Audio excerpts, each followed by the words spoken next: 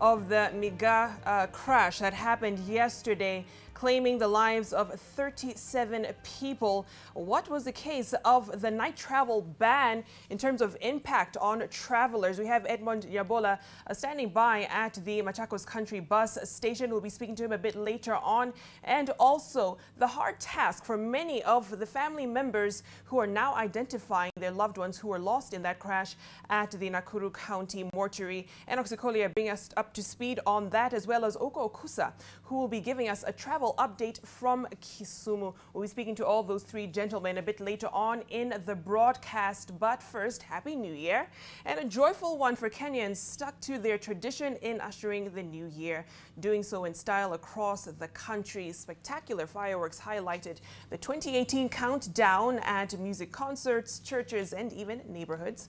Seth Olale highlights the New Year celebrations across the country.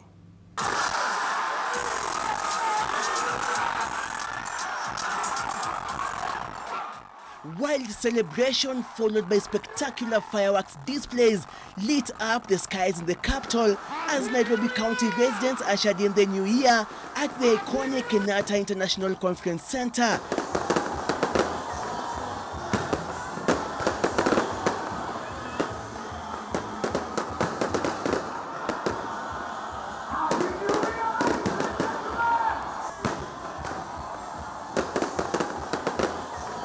The crowd was thereafter entertained by various local artists.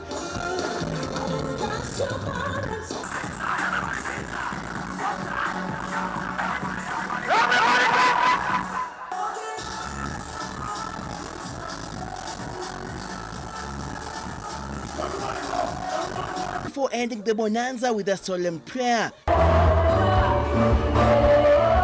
Other city residents chose to usher in the new year in churches, where spiritual leaders united the nation through prayers. You will see us through, Lord. We'll experience your presence and power. We will see.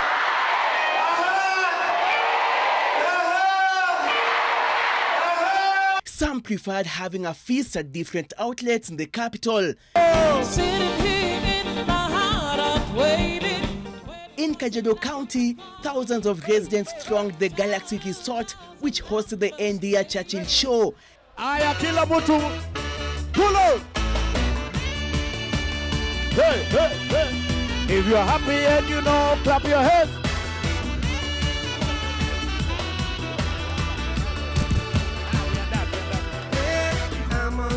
Kila mtu, what do you say? And then I take a stop. Hey. The same script was repeated in Mombasa County as locals broke into song and dance to usher in 2018. Look to the sky, look to the sky, look to the sky. Happy New Year! Happy New Year!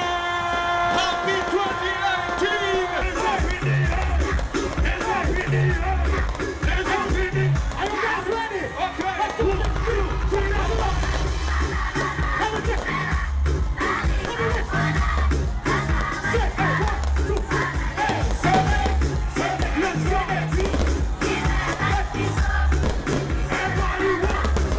In Nakuru County, Tanzanian pop star Diamond Platnumz highlighted the New Year celebrations with a New Year's performance at Naivasha's Crayfish Camp.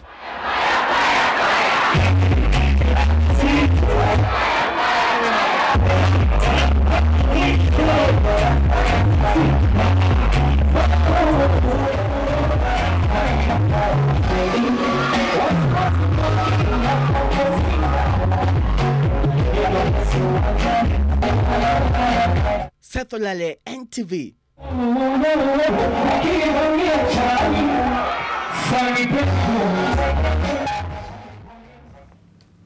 Now, the difficult task of identifying those who died in yesterday's horror crash at the Miga along the Shashanguan-Salga stretch of the Nakuru-Eldoret Highway has begun at the Nakuru County Mortuary. Enoch Sikolia is there and he joins us live from Nakuru. Enoch, what can you tell us now about the support that family members are receiving in identifying their loved ones who are no more?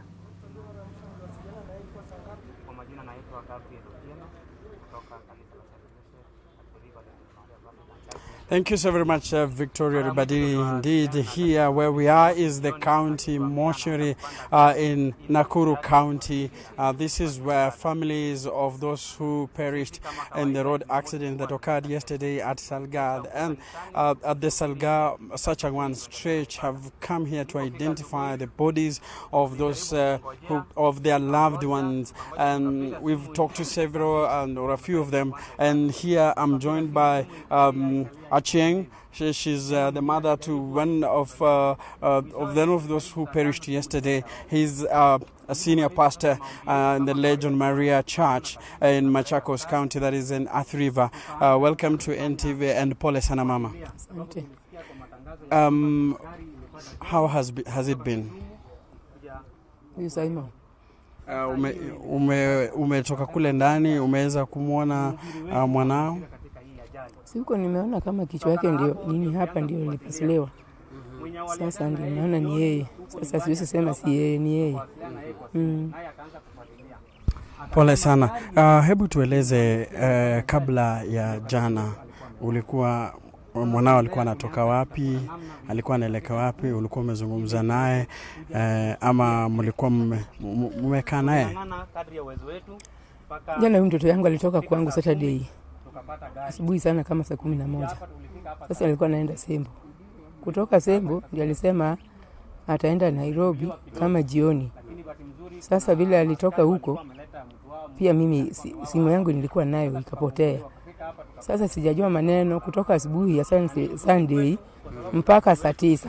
Ndio iko tu kijana yetu ingine moja kama mimi natoka maombi. Ndio nakuja kuita mimi kama nilikuwa iko kwa matanga ingine alikuwa anashika hapo karibu na sisi. Sasa akikuja ndio kijana msana anamwambia mimi Mama Christine huko kijana yetu inaitwa Nicholas anaita nyumbani. Sasa kukuja nyumbani naona watu naingia kwa nyumba yangu. Sasa mimi naongea tu na hawa namwambia msichana hiyo yangu mpatie hawa uji. Sasa nikauliza Nicholas nini mbaya? Naona tu watu wengi nakuja tu kwa nyumba yangu, nini mbaya? Anapatia mimi simu yake. Ananiambia mimi niongea na brother yangu naitwa Robert. Namwambia na brother yangu Robert na namwambia kwa nini? Na anaonekana nasema tisimee walitoka Sembo na alichukua gari Kisumu. Sijui kufika mahali naitwa wapi gari nagongana. Sasa nasikia wako Nakuru na bado hajakufa. Sasa namwambia ipatie basi. Nikaongea na brother yangu hiyo Robert. Sasa kuongea na yeye anamwambia tu riswa dada yangu. Pole sana. Simeo bila alitoka hapa tukasikia amekufa. Nikawacha hiyo simu nikaanza kulia tu hiyo tu. Pole sana. You've heard it from the mother of one of those who perished yesterday. She says the events that leading to her son boarding the Nairobi bound bus on Saturday night, and the way she received the news that her son was no more. But yesterday we also talked to a lady. Her name is Phoebe Achieng. Phoebe Achieng lost her husband and her children in the accident, and at that time of the interview she wasn't aware that the accident that had happened had taken away the lives of her loved ones. Here's that interview we had with her yesterday. Kwa majina naitwa Phoebe Achieng, nikiwa natoka Kisumu nikienda Nairobi. Saa harakati ile tulitoka Kisumu saa 5:30. Gari ikatoka kwa mwendo ya haraka sana juu ilichelewa. Tukakimbia ikafika wakati sa gari ikaanza kuruka tu. Tukajaribu kupiga kelele, driver hakusikia. Ikafika saa 8:30. Saa 8:40 niliangalia saa kwa simu ya mzee wangu. Niliangalia saa kufika saa 10. Yani kulingana vile tulikimbia kitu kama saa 10 ndio gari ikaanguka. Wakati gari ilianguka nikajikuta naweza yani niko huku iko sawa, lakini huku sijiwezi. Sasa kuangalia, naona mzee wangu mguu, naona mtoto mmoja mguu, naona mwingine mdogo chini wa 2 months na 2 years, lakini wa 14 years na 13 years sikuwa nawaona. Naye mzee nilikuwa naona tu mguu. Sasa nikajaribu kujikokota, nikachukua huyu mdogo wa 2 years nikamtoa, nikapatia mtu kwa kulikuwa na nafasi. Sasa mimi nikakwama, nikajaribu kujivuruta mpaka nikaweza kutoka nje. Kufika hapa, mtoto wa 2 months akaaga. Kitu kama saa 3 huyu wa 2 years akaletwa ameshaaga. Kufika saa hizi sijajua mzee na watoto wawili wako wapi.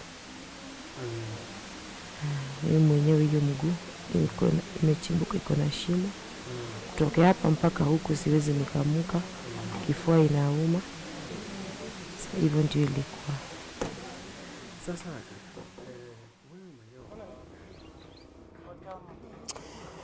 now you've heard from Fiba Cheng, who lost her husband and her children in that accident. And remember, following the accident that occurred at 3 a.m. on Sunday morning, the government banned all night travels for the passenger service vehicles. And that has, yesterday, for example, had an impact. Many passengers were, for example, who are traveling to various parts of the country remain stuck. Like here in Nakuru County, that those who spend their nights in food joints, though most of the food joints did allow us to talk to them, but they spend there quite a number. And now I take you to Edmond Nyabola, our reporter in Machakos Country Bus, who will give us a sneak peek of just how the situation is there when it comes to traveling. Thank you so much, Enoch Sikolia. We are at the Machakos Country Bus, one of the busiest bus stations within the city of Nairobi. And on any ordinary day, these parking spaces would be filled with buses that came here last night and would be waiting, therefore, to travel back tonight. But because of the night travel ban, those buses were forced to spend the night here and then leave today morning. That is why actually we have a lot of empty parking spaces. One of the vehicles, the buses at least, that is supposed to leave in a short while is this Pelican bus, which is headed to Kisii, in fact. And it's, we are told the last bus that is supposed to be leaving this place, heading to Kisii, in a short while, one of the last buses to leave, because the night travel ban essentially means that the buses start traveling as early as 6 a.m. in the morning and 7 p.m. And a lot of them actually are going to very further parts of the country, meaning that they have to leave in due time. Let's just go in and try to talk to some of the passengers in here and the driver and see what this is about for them, at least in here. So this is one of the buses headed to Kisii town, at least. The last bus we are told that is supposed to be leaving this place today. Tuzungumze tu na baadhi ya abiria tujue wana maoni yao kuhusu jambo hili. Sasa bani ilitolewa jana usiku kuhusu, you're live on NTV by the way, bani ilitolewa kuban magari za kutembea usiku. Sasa inabidi mtu msafiri mchana. Imekuathiri kivipi? Niathiri kwa njia yoyote. Nimeona ni sawa. Ni sawa tu. Unaona kama itasaidia kupunguza ajali za barabarani? Sawa. Let's find another. Mzee kidogo tuambie, uko live NTV, unaitwa nani? Mimi naitwa Geoffrey Kerongo. Sasa abiria wanaambiwa lazima wasafiri mchana, hakuna kusafiri usiku. Imekuathiri jambo hilo? Hiyo kitu walifanya ni mbaya sana. Hawako mikakati kwanza ndio waanze kuweka hiyo sheria. Sasa uwezi weka watu wasafiri usiku na watu wako na biashara wanafanya, wengine wako shughuli mbalimbali, waambie waongoje mpaka usiku wasafiri ama mchana wasafiri. Hiyo itaathiri biashara na pia shughuli zingine za kikazi. Sasa ili kufanya ubadilishe mpango yako ya kusafiri? Imeathiri mpango wangu sana. Kama sasa ningesafiri jana usiku, alafu leo ningekuwa nyumbani kufanya biashara nyingine. Sasa hiyo ni hasara kubwa sana. Let's talk to the driver of this specific bus. Let's just get to understand what it means for them, because they are the ones who are being talked about when these accidents happen naturally, because they say driving at night is a bit risky, and that is why they are, it's a bit packed in here, so we have to just create some space. Let's talk to the driver. Atueleze. Dereva vipi? Sana. Sasa bani imetolewa kwamba mwezi endesha magari usiku na sasa lazima ikuwe ni mchana. Imekuathiri vipi jambo hilo? Kutuathiri tatuaji sababu tumezoea kwa usiku na mchana. Hata allowance na kuanga at least juu sasa ukienda kulala allowance unatumia yote. Lakini wanasema kuendesha gari usiku ni riski kidogo. Kidogo amuoni, wengine labda wanalala wamechoka, vitu kama hizo. Una jambo gani kuhusu hilo? Si kweli sababu tukiwa wawili, mmoja anakuwa anaenda mchana, mwingine usiku. Sasa kuna vile tutachoka tukiwa watu wawili. Sasa lazima umalize saa 12 jioni. Utafika mahali unakwenda? Utafika Kisii. By 6 itakuwa nimefika Kisii. Sawa. Asante sana. Thank you so much. That is one of the drivers we have to alight because they're just about to leave. Just a minute. Okay. It's a bit packed and busy in here. Let's just go out and see what this is about. A lot of operators and service providers still also have things to say about this whole thing. They say it has affected business. Wewe ni Tanboy hapa, you get to park the buses as they leave. Yeah. How has this ban affected you? Look, obviously, most of the time, regularly, we send like so many buses here. But at the moment, there's none. Like my vehicle now is stranded, is grounded. We can't send it. Why? Because the commuters are out available. Yeah.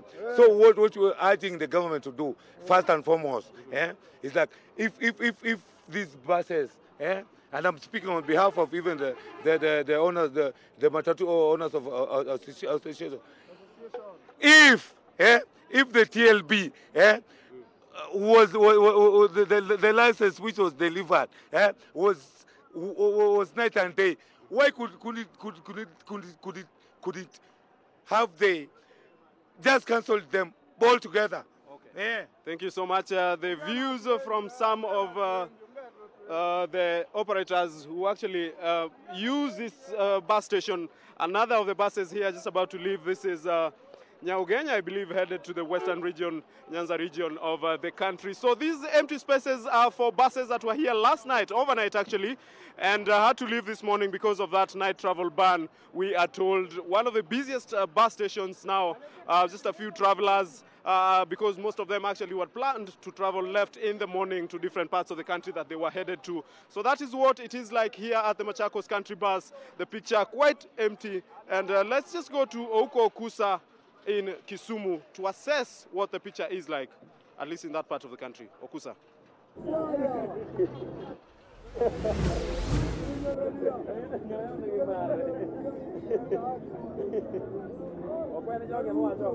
Thank you very much, Edmond, over there in Machakos. Here in Kisumu, at the Kisumu bus park, more or less a similar situation as you can see behind me, empty spaces.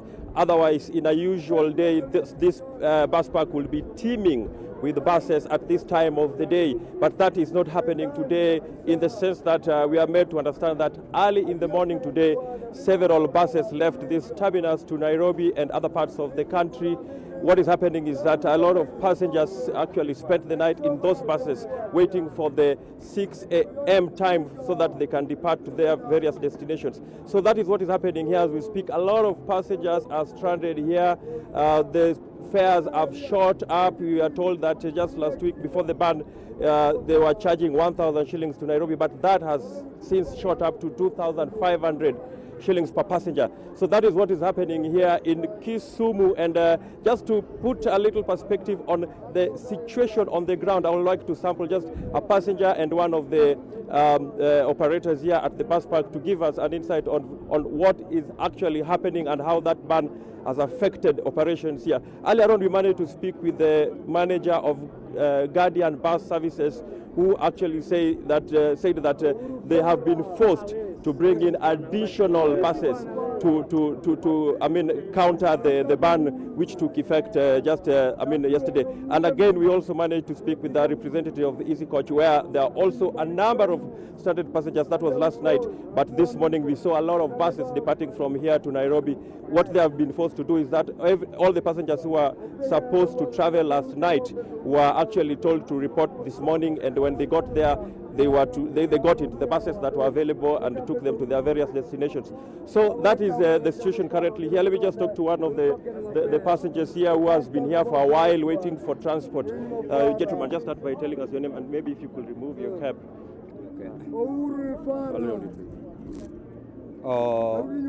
Ile shida ambayo tunayo hapa Kisumu, kwa sababu mimi nilikata tiketi ya kwenda Mombasa. Nilipofika hapa leo naambiwa kwamba hakuna magari ya kuja, itabidi sasa nilale hapa mpaka kesho asubuhi saa 11 ndio gari litoka hapa ikiwa naelekea Mombasa. Sasa hiyo ndio shida ambayo tunayo, lakini chenye mimi ningeomba serikali, tafadhali wajua, kama nyinyi mngekuwa mnasafiri kama sisi kwa barabara, mngejua zile shida ambazo tunaipata.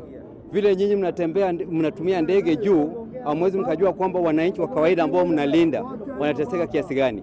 Kama saa hii niko na family watu 5, nitalala nao hapa kwa baridi, hata ndio tena kesho nianze safari ya kwenda Mombasa. Mimi chenye mimi najua katika sheria ya Kenya, before you ban something, you have to give the notice ya 7 days. Ndio wale pia wajipange. Kuna watu ambao walikuwa wamekata ticket in advance. Sasa ukifika hapa unaipata kwamba nini, gari haiendi. Sasa hiyo kwa kawaida ni kudhulumu wananchi, na hawa watu ndio mnawalinda. Sasa tunawaomba tafadhalini, mahali mko tunateseka na sisi tuko hapa kwa sababu ya nyinyi mtulinde. We are the taxpayers. Sasa hiyo ndio dhuluma sisi ambao tunayo. Sasa hapa kwa stage ya Kisumu, magari ambayo kutoka Mombasa hajafika hapa kwa stage. Magari ambayo kutoka Nairobi hajafika hapa kwa stage.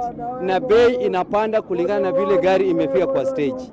Sasa hiyo ndio tunaomba tafadhalini, mahali mko muangalie vile mnaweza kusaidia wananchi. Asanteni.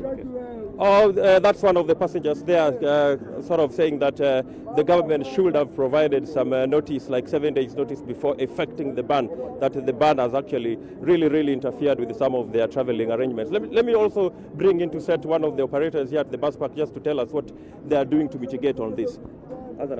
Majina yangu naitwa Shaban, mimi nafanya kwa basi ya Mash. Mimi nilikuwa na swali moja katika serikali ya Kenya. Kama unataka kuban kitu, inafaa uite ma stakeholder chini, mujadiliane, muambie tarehe fulani tunabani kitu. Lakini hao hawakuita ma stakeholder, waliamka wakaban. Ya pili, kesho kutwa shule inafunguliwa. Mtoto ametoka Mombasa, amekuja kalala Voi. Ameamka Voi saa 12, amekuja akalala Kericho. Una expect ata report shule saa ngapi? Ni kwa nini mmeongeza nauli? Nauli inaongezwa sababu gani? Gari hakuna stage, na gari kiingia stage ndo bei inapanda. Sababu gani? Huwezi katia mtu 2000 na hakuna gari. Mpaka gari kishaingia kwa parking ndo bei inakuwa 2000 Nairobi. Magari zimeenda wapi? Magari hazikuji. Sababu gani? Magari kwa zinapenda kusafiri usiku. Zinatoka hapa saa 3 usiku, zinaingia Nairobi saa 11, zinapumzika, zinatoka jioni zinaingia usubuhi hapa 5. Unaona? Hata sasa hii imekuwa shortage ya magari. Mtu anatoka Mbita, anavuka feri, anakuja Kisumu kupata gari, anaambiwa gari imejaa paka tarehe 8. Mtu yuko na bibi na watoto 5. Na bei sasa ni 2000. Mkikuwa watu 5 inakuja 10000 tu Nairobi. Hamjakula njiani nini? Watu wanafungua shule, school fees ndio hiyo, rent ndio hiyo. Hata sisi tunaomba Mr. Uhuru Kenyatta na Matiangi na Francis Menja wa NTCA wakae chini, wasuluhishe hii maneno, tunaumia sisi wa Kenya. Asante sana. Well, those are some of the views from the operators here and passengers who are stranded at the Kisumu bus park. As I've mentioned earlier, there are several passengers who are stranded here as a result of the night ban that has been effected on public transport by the government, and therefore there's a lot of confusion here. We've seen a shortage of buses to transport various passengers to their destinations, and that has actually caused a lot of confusion here, especially now that we only have a day for the schools to reopen.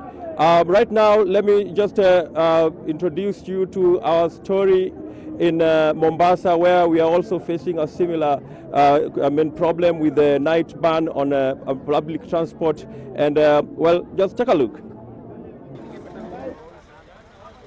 Majority spent the night at the booking offices after bus companies started complying with the new directive. The move did not go down well with various stakeholders in the transport sector. Robert Muinde, a Mombasa-based clearing and forwarding executive, termed the move as punitive. Wangeambia watu in a week earlier that we are having a rescheduling the night buses. So from a certain date, the buses are not to be going by night. Watu wangekuwa majua hakuna kubook basi usiku. Now kids are going to school. Na watoto wakikosa kwenda shule, saa hii itabidi tutoke na mtoto hapa twende na mpaka bara. Na hiyo hawakuangalia, they didn't consider that issue na amri ni wa serikali wenyewe. We are very worried about this situation because if our kids have to report to school by the 3rd, alafu leo saizi they are leaving at this hour and they were supposed to have left yesterday night. We are being told ni kesho kutwa. It doesn't make sense. When will they ever get to school? Adil Mirza, a director at a coast bus, termed the NTSA directive as a knee-jerk reaction which has caught them off guard. Support the work that they're doing. They've done an excellent job bringing in speed governors and telling us how to operate and adding 2 drivers at night. But at the same time, when things must be done, stakeholders must be involved so we can sit down and find a way forward. He added that their fleet of buses destined for Kisumu and western part of Kenya that had left Mombasa had to spend the night at Mariakani, and those from the opposite direction had to stop at Kericho when it got dark. According to him, trucks are the likely cause of the accident and that NTSA ought to have banned them from the night travel and leave passenger buses to do the night shuttles. Ban night traffic, you banned night travel 4 years ago, and based on the same thing, it all started with trucks. I mean, go on the road today, you'll see trucks everywhere on the road, driving recklessly. So if you want to stop them, I think it makes sense to stop trucks from 6 p.m. till 6 a.m. as opposed to stopping buses. This is the economy. The people are the economy. The economy must move. Steve Juma, NTV. All right, the delicate balance between keeping people safe on the roads and ensuring that there's smooth transport services across the country. You'll be following developments in that story in our subsequent bulletins throughout the day. Now, political leaders in the North Rift joined the residents in ushering the new year in style with calls to NASA leaders to give the country a chance to heal. The clergy led the faithful in various places of worship with calls for peace. Gabriel Kudaka has the details. Marriott Hotel grounds in Eldoret was the venue where Governor Jackson Mandago, alongside other Jubilee Party leaders, converged with local residents to usher in the new year. Secular and gospel artists kept the event alive, with both the young and the aged showcasing their dancing skills, and political leaders were not left behind. To Eldoret, Happy New Year! Chamge!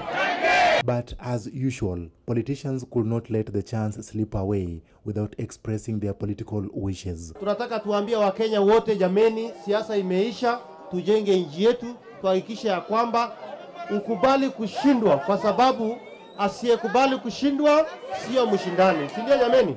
Message ya 2018 ya wakulima ya Wazingishu. Tunataka kufikia tarehe 10 pesa iwe serious, wakulima walipwe, watoto waende shule. Uchaguzi ambayo inakuja ni ya 2022 August. Na sisi kama bonde la Ufa, kama kaunti ya Uasin Gishu, tuko tayari, na sisi tunajua candidate yetu ya urais ni Mheshimiwa William Ruto. Hii historia ya kila siku tunaamkia vitisho. Kila siku ni vitisho, maandamano, vitisho People's Assembly. Mimi peke yangu, mimi natosha mboga. Tumenyana na wao. Uhuru afanye kazi, Ruto afanye kazi, Rotich afanye kazi, tuendeleze hii Kenya yetu mbele, si ndio? Residents too had their new year plans. Kwa huu matarajio yangu hii mwaka akinomba serikali ya Uhuru na Raila wakae chini wajaribu kusolve maneno ya ABCD. Mwaka huu wa 2018 tunatarajia mazuri na Mungu atuonekania. At the African Inland Fellowship Church in Eldoret, the faithful thanked God for the milestones made in the previous year. Gabriel Kudaka, NTV, Uasin Gishu County. All right, so that was the case in Eldoret. Let's take a look at how major cities around the world had a display of fireworks to usher in the new year. Take a look at how people from different parts of the globe welcomed 2018.